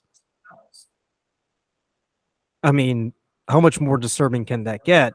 Not to mention too when you see the flashbacks with Mason Verger, you kind of get the feeling. Is Hannibal, really kind of encouraging this and creating these people, or is he just exposing them for who they really are? Because I mean, like because with Mason Verger, it's kind of easy. I mean, those in the know are aware that Mason is pretty much a monster. Whereas with Krendel, I think Dr. Lecter kind of just sees him as a functionary with no real purpose. Kind of like a cow, really, because cows really have no purpose other than be food. So in this case, he just sees him as nothing more than a cow to be taken apart and eaten. Rude to cows, Luca, but okay. I mean, hey, I'm not hating on them. So, but yeah, I mean, I really wanted to include a movie that kind of had that cannibal horror element to it, and I know you already mentioned it with your number 5 picks, so I wanted to include that. Plus, I was looking for a reason to include a movie with Gary Oldman, and I thought he knocked it out of the park in that performance as this disfigured figure. And can I just say the makeup work that they did for Mason Verger, it was out of sight. It was very reminiscent of the prosthetics for he kind of had that Leatherface vibe to it. So yeah, that's my number 2 pick. The movie Hannibal from 2001. Before we dive into our number 1 pick, I mean, we do have our honorable mentions. Lee, what's your honorable mention? I mean, there's just so many things out there that I really, really liked. I think, jeez, man, I would say. Wait, which one I told you, Luca? Sorry, we're gonna have to edit this because I totally forgot which one I told you. It was a certain movie with Craig T. Nelson. Poltergeist. Thank you. Okay, I'm sorry. Yeah, we'll have to do a little snip in there. So, let's start over. Can you ask me that again? Yeah. So before we dive into our number 1 choice for the top 5 horror films, we do want to give a shout out to our honorable mention. So what's your honorable mention for this? Yeah, I mean, there's tons of really good stuff with this. I think one of the big ones, like I really like Poltergeist. I absolutely like that movie because I just like the way how the family, like they're in this house that's showing all this haunted stuff. Their child gets sucked up into another dimension. And I like how like they just kind of live at the house. Like they just kind of like, oh, cool. This is gonna happen. The lights are gonna flicker 3 times. Like it's just kind of bizarre to think about how they just kind of accept that the house is haunted and they're just kind of living there, but they don't want to leave because obviously they're interested in saving their kid. And so many iconic scenes, Carol Ann and Don't Go Towards the Light. And like I said, I just really love that. And there's just so many good ones. Like I love Jaws. That's another one I really, really like. And, I mentioned kind of at the beginning of the podcast, Predator, right? Which, I guess some people consider horror. I love that movie. I don't know if I quite put it in that, but just another movie. So there is a ton of stuff out there that is really, really strong. So yeah, I guess those are, a few of my honorable mentions. Well, mine, one's going to include The Wolfman, the 2010 film with Benicio del Toro and Anthony Hopkins. I know it's a movie that a lot of people shit on. The critics really, really didn't like it, but I didn't like it either. But but I just find myself drawn to the story just because of the fact that I'm a sucker for werewolf movies. Not to mention from a filmmaker standpoint, just the way that they're the way that they're filming the movie, as well as the locations that they're filming it, it's just riveting for me. Let's see. I guess I guess another one that would that I would give a shout out to, and I know this is one that many not people would be too familiar with. It's going to be Wreck, and it's a Spanish horror movie about an infection that breaks out in an apartment building where everybody's slowly being turned. Basically, it was the basis for what was that American version made? Was it Quarantine? Yeah. Yes. Yep. Yeah. It's going to be out. It's like a shot by shot. But yeah, I'm sorry. Continue. Yeah. Yeah. I mean, that movie just absolutely terrified me. I watched it in college, and and I thought at that point nothing would ever scare me. Like I would just watch all these other movies and be like, yeah, whatever. My blood ran cold when I saw that. Saw that movie, and the scene that really, really disturbed me was when they actually saw the girl. She was this like tall, emaciated figure with stringy black hair. Oh my god, I'm shivering just thinking about it. Like, I would put it on the list, but then that means I have to find footage of it, and I don't want to find any more footage of that movie. I guess one other horror film that I would put on my list of honorable mentions. I'm going to say Underworld, because technically it's not really horror, it's more of an action movie, but the fact that you're including supernatural figures such as werewolves and vampires just going at it and fighting each other, I mean, that's enough for me to call it horror. I know there are people out there who are going to have a much more strict definition, but I like to be generous in how I define horror. That goes on my list too. I watch that movie every October. Yep. Got Kate Beckinsale in it. Yeah. I mean, it doesn't hurt, especially when she's wearing that skin tight leather outfit. But yeah, I will just say, please watch Wreck. Don't watch the American version, because do not watch Quarantine, because you are not going to be scared at all. Yes, Wreck was definitely a lot better. So please, and not to create a story about that, but like, it bothers me like how it was just like the same thing. Like I don't know what was going on there. Something was very weird. But yes, please watch Wreck. Don't support whatever Quarantine about. Well, I was going to do it like that. Well, I was going to say, because Wreck, the cause of the infection was a demonically possessed girl who, correct, yes, who was basically spreading her possession to all these other people. Whereas with Wreck, Quarantine, I think it was like a zombie virus. Correct, yes, they did tweak it just enough, really, just at the end though, because they took out all the religious stuff. But yeah, please watch Wreck. Do that. All right, your moviness. What is your number one pick for the top 5 horror films of this month? All right, so this is my top pick. This is a movie I absolutely love. I remember the first time watching when I was younger, and I was totally hooked on it. And actually, on my list of all the movies we've discussed, it's probably the only one that actually has a sequel that is even worth mentioning, which I think the sequel for this is also fantastic. So if anyone's not sure what movie I'm talking about, it is none other than Alien, right? So the original Alien. I do love Aliens as well, but obviously I think Alien definitely goes more into the horror motif than the sequel. But I absolutely love Alien. This is just such a phenomenal movie that gets everything right. Just even getting to meet the characters, right? We got 7 characters on the Nostromo, and they all have very distinct personalities. I like how they spend time getting to meet them because I think it just does such a good job of making us be interested in the characters.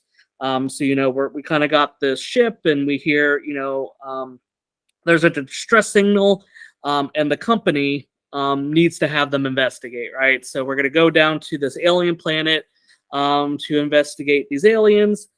We have a crew that goes off to go do the investigation. They stumble upon the ship, and we have probably one of the scariest things I've ever seen in a movie, which is we have the character Kane, who stumbles into this room with all these like little egg pods in it. And we see, just the tension that's building is just so incredible. Like, you're just like, the sense of unease is just so high. And you see him, he kind of gets close, and then you see the little egg open up, and you're like, oh my God, what's going to happen? And you start to see like a little bit of movement in there. And then all of a sudden, you have like one of the scariest jump scares to me, where it just like kind of comes out and attaches to his face, right? The face hugger, that we've all come to love and call it the face hugger. So they bring him back to the ship, where we kind of see kind of some tensions, and there's a little bit of hints here of something else going on, right? So Ripley is the technically the captain when Dallas is off, and we see that she pretty much says, hey, we don't want to bring that on the ship. And I mean, Ripley brings up a great point, right? Like, there's a freaking alien attached to this person's face. We don't know what it's going to do. I think Ripley has a very rational response to it. Obviously, maybe not a response that people want to hear, because they're all worried about the guy that, they're all worried about Kane. But she ends up, being right? But, it ends up being that, no, we're not, Ash ends up allowing them on the ship. And I'll talk about Ash a little bit more in a bit, but brings him on the ship, and just seeing the face hugger on his face is just absolutely creepy. Like, you see him there, you see him like breathing and stuff, but his like face is totally covered up by this thing. And they're trying to figure out like, oh, cool, how do we get rid of it? They try to like, deal with like its like tail type thing. And then you see like the tail kind of wraps around its neck more. I'm like, oh my gosh, like, so they can't do anything with that. And then when they, try to cut off one of the like appendages, one of its whatever legs, it sprays acid, and the acid like just pretty much burns a hole through a huge chunk of the ship. And it's just like, wow, so you really can't do anything with it, because this thing is going to kill Kane no matter what. So they kind of like push him off to the side, like, because they have to figure out what to do. And then all of a sudden, the thing's just dead, and Kane is okay. And it's just like, what's going on here? Why is this happening? Like, we just saw this thing attached to him, now all of a sudden it's dead. Like, you don't know what to really expect from this. And man, talk about one of the best scenes. Like, that scene just absolutely gets me every single time, when Kane is sitting there, and they're gonna eat before they go back into stasis. And you see him, he just starts kind of like coughing, and then all of a sudden he gets put on the table. And the alien just pops out of him. And talk about what a fantastic scene. Like, that is just absolutely amazing. And still to this day, it is still such a great scene. Where you see pop open, and like, there's stories about how like none of the characters really knew what was going to happen, to get the real reactions, which is always fun to think about, because you kind of see some of the characters, especially like Lambert, who like is just like freaking out when she sees it. So kind of cool to see how they managed to do that. But yeah, just such an impeccable job. So you got the alien that's out there now, and you don't know what to expect from it, because we kind of think it's got acid for blood. So, what are you going to really do with it? How are you going to really resolve it? They come up with a plan that, we're going to go into, we're going to have to, try to find it. And this is where, we get, Brett gets killed there. and we see the alien for the first time fully grown, right? And I mean, this thing is huge. So before it pops out of the chest, and it's like a little thing there. Then when we see it the next time, it's fully grown, and this thing just takes Brett away. Then they're like, okay, well, it's got to be moving through the air ducts. So this is where Dallas, the captain of the ship, and played by the biggest actor in the movie, right? He's going through the ship, and you got all this like claustrophobia really sinking in because you're like in these like really narrow areas that they have these air ducts. They're closing things off. And then you start to see like the aliens appearing on the little movement sensors. It's like, okay, we're trying to direct them or tell them where it is, and then it pops up and gets them. Just such a good job of kind of like building. It's like kind of like a stalker, right? Like it's just out there looking for prey. And I think in a kind of a very interesting deleted scene, right, that didn't make it into the main film, but something I always found interesting was initially the idea was that both Brett and Dallas were being kind of cocoonified, which we see in the second one.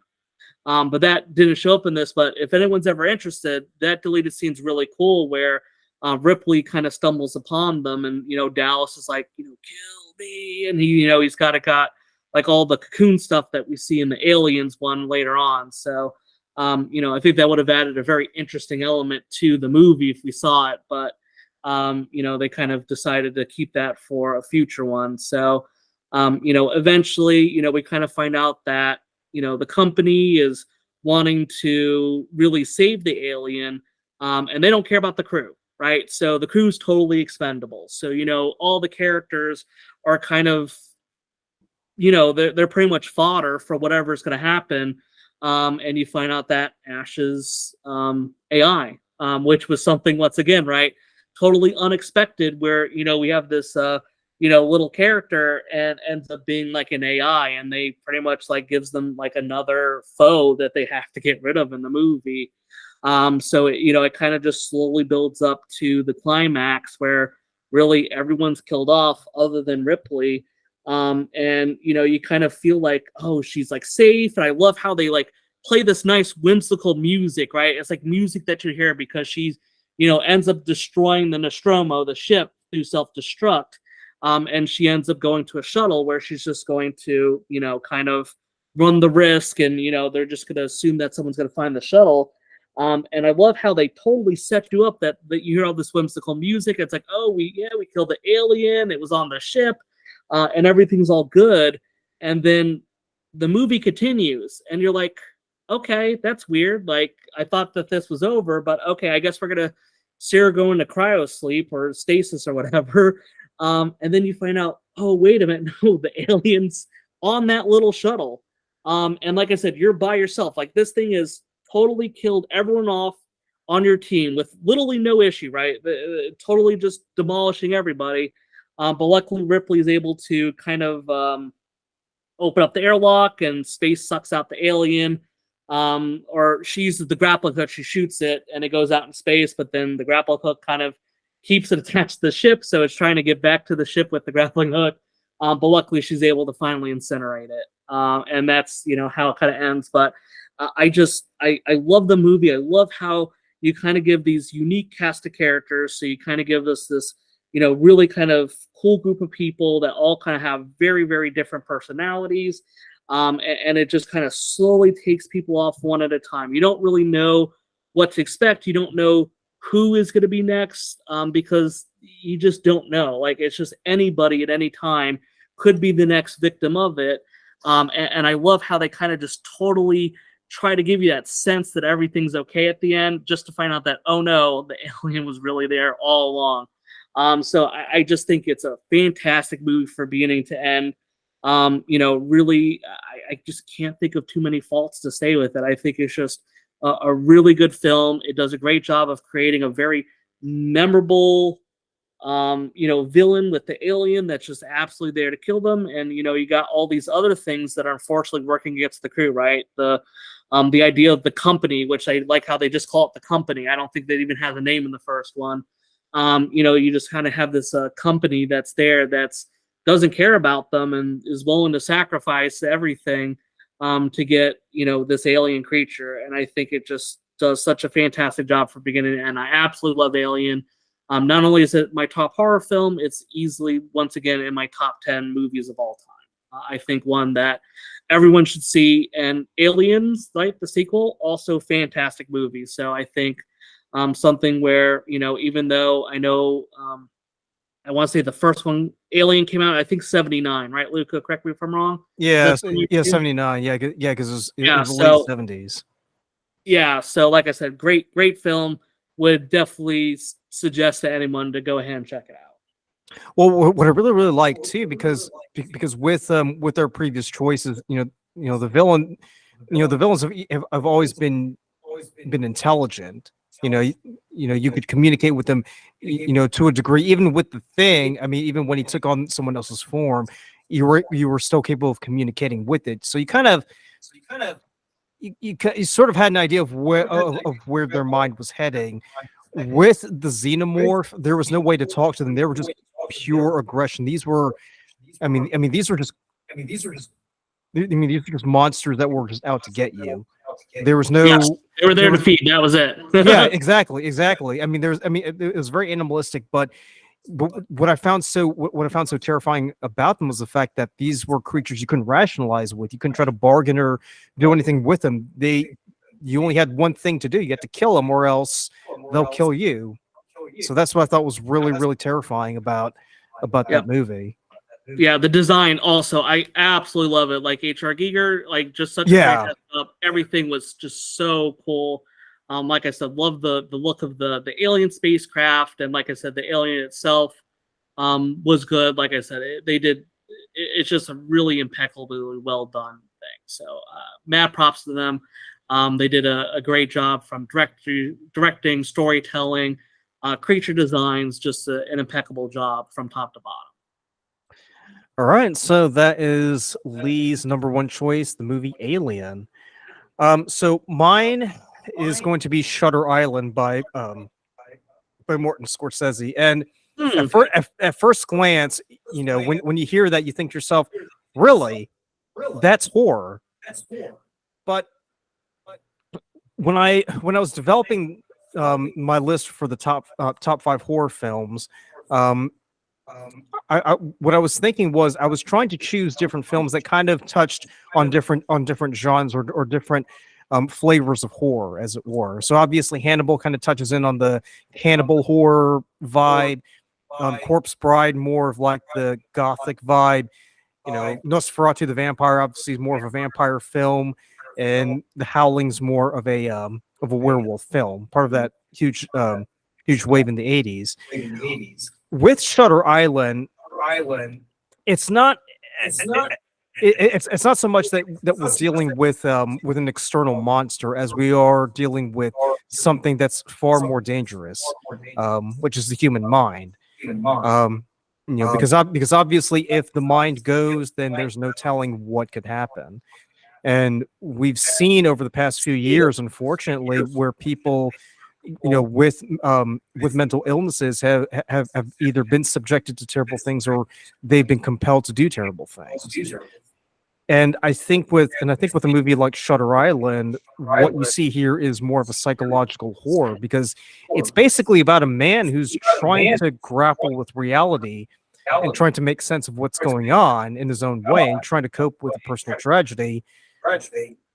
But you kind of get the feeling, and you see at the end of the movie that it's pretty much a lost cause. So basically what happens is the movie is set in the 1950s. So you kind of have that film noir aspect to it at the very beginning. Yes, very much so. And I'm a huge Batman fan. So obviously if you see a mental hospital on an island, I automatically get Arkham Asylum vibes around it, but that's just me. So the movie stars Leonardo DiCaprio and Mark Ruffalo, and Leonardo DiCaprio plays Edward Daniels, who is a U.S. Marshal, and his partner is played by Mark Ruffalo, Chuck Ali. And basically, what they're doing is that they're investigating the disappearance of a patient who had drowned 3 children several years back, and and for most of the movie, it kind of plays like a like a film noir murder mystery kind of thing, where Teddy's just going around the island, just interviewing people, trying to ask, well, you know, what happened to Rachel? What was she like? How did she get here? How did she get out? And and you kind of get this feeling that everybody on the island is a bit off-putting. It's like they don't really want to give too much away. It's because they're trying to. It's like they're trying to protect Rachel. You kind of get the feeling that they're trying to protect, protect her from Teddy to a degree. But but as but as the movie progresses, you come to find out that Teddy is actually the patient on the island, and everybody on the island is actually in on this in on the act, because it's turns out it's a last ditch effort by Mark Ruffalo, who turns out to be his therapist, but he's posing as his partner. This whole act was basically a last ditch effort to try to get Teddy the help he needed before they went to the extreme measure of giving him a lobotomy. But what makes it horror for me is the fact that we're talking about a man who's trying to grapple with a personal tragedy, and he's going about it through this very elaborate process of trying to play detective, investigating what's going on this island. And can I just say the performance is just phenomenal. Yes. Leonardo DiCaprio knocked it out of the park. Martin Scorsese did a phenomenal job. Technical standpoint, a lot of shadows. It was a very dark scene. Even when even in scenes that were shot in the daytime, you kind of got this feeling that there was something kind of dark, lurking around, and you come to find out that Rachel was in fact Teddy's wife, and Teddy, he just couldn't bring himself to reconcile what had happened, and he ends up doing something that was pretty unthinkable, really. But in his mind, he's trying to justify what he did as doing it for the greater good. It says that. It's as that old saying goes. What one person sees as evil, the other person sees as good. So, for my money, I think Shutter Island is for me the #1 horror film, because it doesn't really fit horror, in the classical sense. There are no monsters, there are no demons, there's no crazy person, running around trying to stab you. It's basically you trying to grapple with your own psyche, and what the mind can throw at you. It can be pretty messed up, to say the least. So that's my #1 choice, is Shutter Island. Awesome. I do really like that movie. I think it's a fantastic movie, and I definitely agree people should check that out. So I did have a question though, Luca. Right? Yeah. So Alien or Shutter Island? Ooh.